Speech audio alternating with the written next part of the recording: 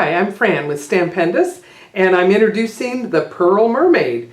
You've got a beautiful set of cling rubber stamps, and the stencil that's included is bubbles, lots of ideas on the back, and the more colorful package is the cutting dies. These are wafer dies with the cutting edge to the inside for best placement. So let's start by stamping.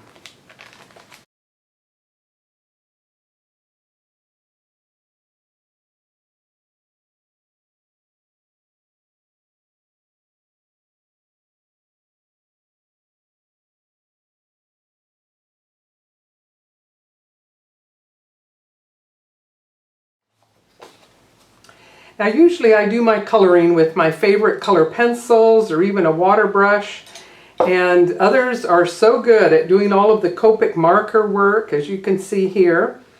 And I found a shortcut that I'd like to show you that's even faster than all of that. The Dreamweaver stencils have wonderful quality brushes, and you can use the great big ones even for what I'm going to show you. And with an ink pad with multiple colors like this, you can use a variety of them. And so let me show you a couple of tips. I sort of keep one color for each color range. This is mostly a dry approach, so you usually want to blot your brush and kind of see how much ink you have in it. And then you can work all the way across the line. You can go outside the lines because all of this is going to get die cut.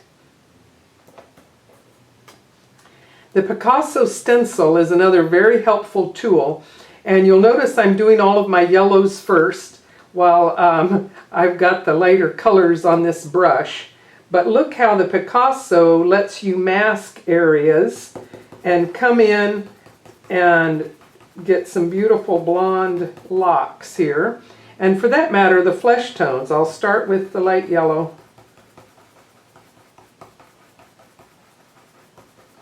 All the way around, and then continue adding colors. So you can see, skipping ahead, here I've done all sorts of interesting colors. And sometimes just for some detail, you'll come back with your color pencils and do a little bit of darkening and detail here and there just to make it pop. Now you're ready to die cut. So with your dies, you're going to line them up as perfectly as you can. If you're seeing an edge, just keep moving it until it's centered and tape it if necessary to run it through with the best lineup. But the color around the edge will make it all the more forgiving if you don't align it exactly right. Then you're ready to run it through your machine. The bubble stencil that comes in the package is going to give you lots of fun options. And if you want it to be only blue, then maybe keep one brush just for your blues and line it up, and you can see how quickly it's going to fill in. I'm going to make a background for another pop-up card.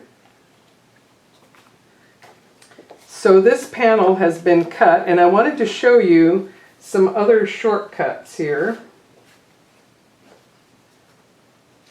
Using my largest stencil brush, I found that since it was bigger than one quadrant, at first by accident, I discovered that I could hit all of these different colors and get a lovely mix of blue-green all at once. So get a dry approach to it here using your blotter, and then you should be able to get a smooth airbrush look all the way across this entire panel. And then if you want to add some bubbles, you can see how that's going to work on top. Here I did bubbles in all different colors, even white on blue.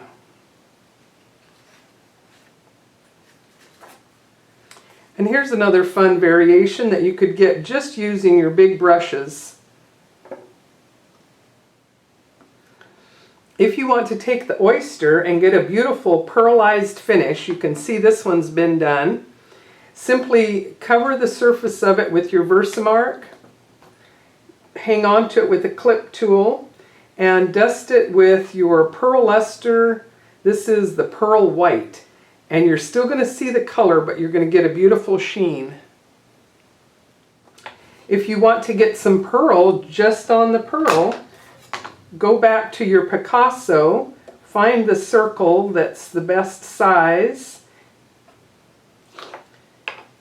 and then with your Versamark, you can use a dauber to come in and get some ink only in that area to attract the pearl powder and emboss it for a shiny pearl in the middle.